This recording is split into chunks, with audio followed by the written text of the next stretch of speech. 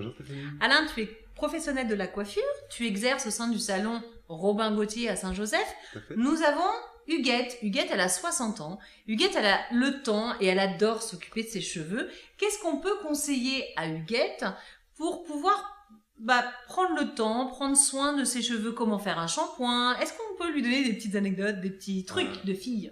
Ah oui, tout à fait. Alors super, Huguette, de décider de prendre soin de ses cheveux. C'est Comme elle a le effectivement temps. très important. Et si vous voulez, je vous explique un petit peu le rituel qu'on peut faire chez soi. Facile, et puis c'est un moment à la fois agréable et pratique. Tout d'abord, Huguette va se faire son premier shampoing. On va dire, le rituel va se faire 1 à 2 fois par semaine. Pourquoi est-ce qu'il faut faire 2 shampoings, Alain?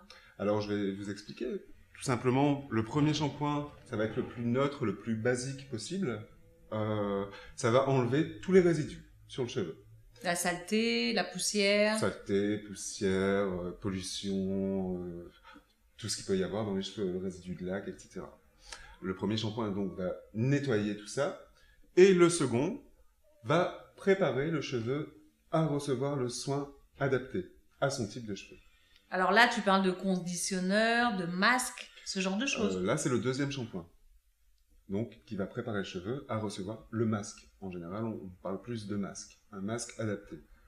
À chaque shampoing, on fait systématiquement un masque. Comme le shampoing. On utilise un shampoing adapté à son type de À son cheveux. type de cheveux. Tout ce qui est piscine, la mer, le soleil, le vent, qui est le facteur.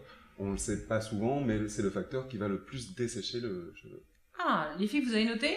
Le vent. Huguette peut aussi peut-être se masser. Comment est-ce qu'elle peut... Alors le massage, ça va intervenir pendant le deuxième shampoing. Si Huguette a tendance à perdre ses cheveux, un truc qui va être important au niveau du massage, ça va être vraiment de décoller le cuir chevelu. Des fois, ça peut faire même un peu mal au départ. Après, la douleur passe. Faut pas appuyer non plus très fort, hein, mais il faut appuyer un petit peu. Il faut vraiment décoller le cuir chevelu. Bonjour Anne-Sophie. Bonjour. Anne-Sophie, tu es la créatrice du blog Mode & Co. Oui, c'est ça. C'est un blog qui est très tendance. Oui, j'essaie, oui. Qui parle de mode, évidemment. Et justement, on a la question de Prisca, qui a 26 ans, et qui se demande comment on fait pour dénicher, pour être au courant avant tout le monde des dernières tendances. Alors, pour avoir un esprit vraiment avant-gardiste, par exemple, moi, je vais sur des blogs internationaux. C'est des filles aussi qui sont leaders d'opinion et qui fréquentent les podiums. Et puis, je regarde également donc les défilés des grandes marques. Donc, lors des Fashion Week, où je vais directement sur les sites voir les nouvelles collections. Et puis... Est-ce que on s'inspire de la rue aussi, finalement? Oui, on s'inspire de la rue, puisque je veux dire, la mode est partout. On peut s'inspirer d'une pièce qu'on a vue sur une fille dans une grande ville ou sur une petite pièce qu'on a vue sur une étudiante devant une école. Et on peut mixer les deux, ça peut donner un petit look sympa. Puis finalement, j'imagine qu'il y a quand même pas mal de personnalités. Ça veut dire Ouais. savoir faire des bonnes associations. Voilà, et après, connaître la mode avant tout le monde, c'est surtout créer vraiment son propre look, apporter sa petite touche, sa marque de fabrique. Sa marque de fabrique. Par exemple, moi, me concernant, très souvent, on me reconnaît parce que je mets beaucoup de bagues, beaucoup de bijoux, j'accessoirise beaucoup. Donc, voilà, je suis une ring addict. Je fais une accumulation de bagues. C'est vrai, ça, j'avais pas remarqué, mais il y en a à chaque doigt quand même. Hein. Oui, il y en a à chaque doigt, il y en a même 2 par doigt, voilà. Donc, chaque blogueuse ou chaque personne doit avoir sa propre identité pour créer son propre look. Et Donc puis, une personnalité forte quand même, Hélène, c'est-à-dire aller s'inspirer un petit peu, mais garder sa personnalité oui. et sa marque de fabrique Et finalement. peut-être, oui, peut-être créer la nouvelle tendance de demain, en fait, qu'on a repérée sur telle ou telle demoiselle, finalement. Et puis, une petite astuce quand même, j'imagine, c'est d'aller voir le blog Mode & Co, puisqu'il y a plein de petits trucs sympas à dénicher et des bonnes idées, c'est vrai, sur le blog d'Anne-Sophie. Oui, j'essaie de donner un maximum de bons plans, des mix que les filles peuvent faire ou tout simplement s'inspirer. Je donne également les bonnes adresses. Bonjour Yves. Bonjour Stéphanie. Yves, merci de nous accueillir aujourd'hui dans ton établissement qui Avec est plaisir. spécialisé dans la chocolathérapie. Alors tu connais un petit peu le vice de chaque femme, c'est un vice international. c'est le chocolat. Nous avons Sonia aujourd'hui. Bonjour Salut Sonia. Sonia, qui a 22 ans, qui pousse le vice en fait à se promener dans son sac avec une tablette de chocolat et qui a envie de pousser un petit peu sa curiosité et de pousser la porte de votre établissement en disant bonjour. Mais elle a peur que l'odeur du chocolat la Oui. dérange. Comment est-ce qu'on peut rassurer Sonia aujourd'hui? Sonia, d'abord, c'est un péché mignon qu'il faut entretenir le chocolat, tout le monde vous comprend ici. Par rapport à l'odeur, il faut retenir 2 choses. Le produit principal, qui vous plaira, je l'espère, qui est le masque divin par exemple, que vous aurez au plus proche du nez donc, qui pourrait vous incommoder éventuellement, il va vous garantir un vrai moment de plaisir sur le plan du parfum. Pourquoi? D'abord, c'est le parfum naturel du cacao. Aucune chimie, Il n'y a pas aucun de produit rajout de pétrolifère, aucun produit chimique. Donc déjà, c'est la nature, et la nature convient souvent. Il se trouve qu'on va nous-mêmes aider un peu la nature dans la formulation. Et vous allez pouvoir sentir un cacao qui n'est pas le cacao du chocolat du dimanche, du gâteau qu'on prépare, mais qui est un cacao très fin. boulanger qui est derrière la boutique. On va C'est dire, ça. voilà, un parfum qui est vraiment envoûtant, qui a été testé sur un nombre important de femmes, donc qui déjà vous donne cette garantie-là.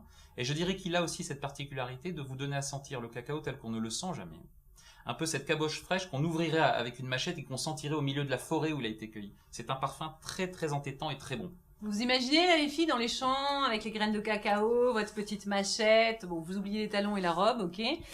Je pense que là, si Yves ne t'a pas donné envie de faire un masque au cacao, Sonia, il va falloir que tu changes de métier, Yves. Mais je sais que ça c'est une petite parenthèse pour Sonia puisqu'elle est choco-addicte. Oui. En général, tout à fait. nous avons une part importante de la clientèle qui est par ailleurs vraiment grand fan du chocolat à manger et souvent du chocolat le plus fin d'ailleurs. Donc tout se retrouve, bien que le produit ne soit pas alimentaire, qu'on le sache bien et qu'on le répète, ça ne se mange pas, même pas du bout du doigt. En revanche, quand on aime le très bon chocolat, les deux se complètent parfaitement. Est-ce qu'on peut conseiller la gamme dans son intégralité à tous les types de peau? Toutes nos filles qui nous regardent tous les Oui. soirs. Est-ce que tout le monde peut les utiliser, ces produits? Oui, et là c'est une vertu intéressante du concept, et du cacao d'ailleurs sur le plan naturel, c'est qu'il va convenir à tous les types de peau. Toutes les gourmandes qui ont envie Toutes de se les faire gourmandes plaisir. qui veulent passer sur le chocolat sur un plan cosmétique peuvent avoir accès aux soins, c'est très important. C'est dû tout simplement à l'actif.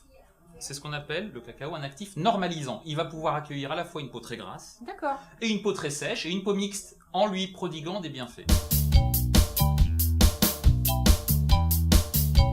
Bonjour Christelle. Bonjour. Christelle, tu es psychologue depuis plusieurs années. Oui. Aujourd'hui, j'ai une question pour toi. C'est celle de Gaëlle. Gaëlle, elle a 45 ans Mhm.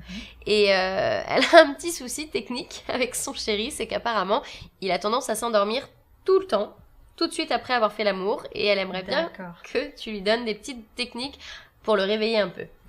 Je comprends. Donc déjà, on peut dire à Gaëlle que c'est normal parce que l'homme se sent bien après l'acte sexuel et du coup, c'est propice à l'endormissement. C'est vrai qu'on lit dans les magazines souvent que quelque part c'est scientifiquement prouvé en fait que l'homme s'endort parce qu'après avoir eu un orgasme, il sécrète une genre d'endorphine, d'hormones, on va pas rentrer dans les détails, mais en tout cas qui a tendance à l'endormir. Oui. Donc ça veut dire qu'elle peut se rassurer, Gaëlle. Ah bah complètement, c'est même très valorisant pour elle, c'est qu'elle a comblé son mari. Voilà, donc c'est pas qu'il en a rien à fiche de vous, Gaëlle, hein, c'est qu'il est comblé et donc il est prêt à s'endormir. Voilà. Mais en même temps, je comprends Gaëlle, quel est ce besoin-là. Effectivement, nous les femmes, on a besoin de parler de nos émotions, de parler tout court d'ailleurs. voilà, mais de dire les choses et de partager encore un moment agréable De tendresse après l'amour. voilà, après une relation.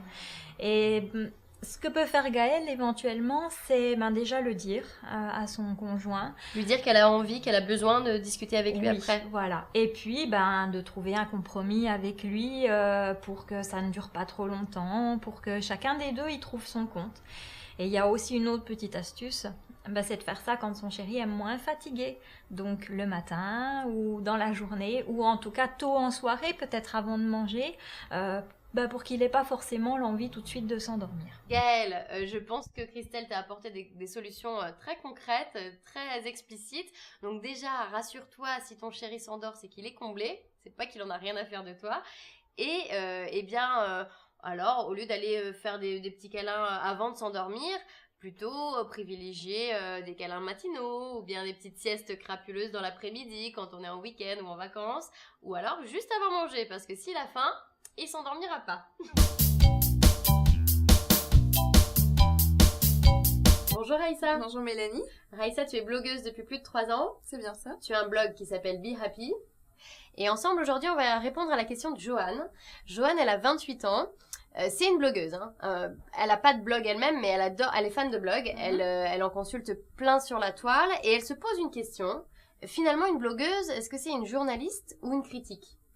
Alors c'est une question intéressante puisque quand on devient blogueuse, eh bien on est amené à mettre en avant ses qualités rédactionnelles puisque c'est comme ça qu'on communique avec son lectorat et à un moment on se pose la question est-ce qu'on est journaliste ou est-ce qu'on est critique ou est-ce qu'on est les deux en même temps ?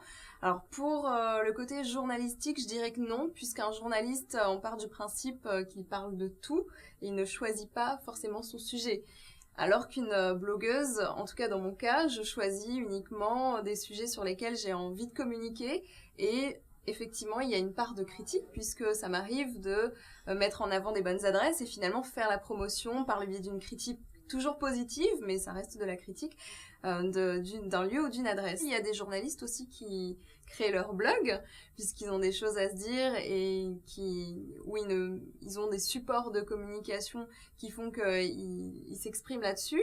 Mais de façon générale, un blogueur, c'est quelqu'un de passionné qui va parler d'une passion et il reste cantonné dans un secteur. Après, c'est vrai que ça reste... Il reste dans un secteur et puis aussi, il donne son avis. On sent que c'est une passion pour quelque chose, alors qu'un journaliste va être un peu plus impartial. Il va donner une information neutre. Complètement. Voilà, on reste neutre quand on est journaliste, alors que quand on est blogueur, on peut se permettre de critiquer un produit ou une marque parce que justement certains blogueurs revendiquent ce côté-là puisque quand on fait appel à eux pour parler d'une marque ou d'un produit, donc ils doivent dire le côté positif mais aussi le côté négatif, même s'ils sont rémunérés par cette marque pour le dire. Tout à fait. Puisque ça engage leur crédibilité par rapport à leur lectorat, puisque finalement il y a une relation de confiance qui s'instaure entre le lecteur et la personne qui tient le blog, et c'est le consommateur finalement qui se dit qui va faire son choix. Qui fait son choix, tiens, c'est pas faux ce qu'il dit, c'est nuancé, c'est intéressant, et finalement c'est comme ça que la relation se crée.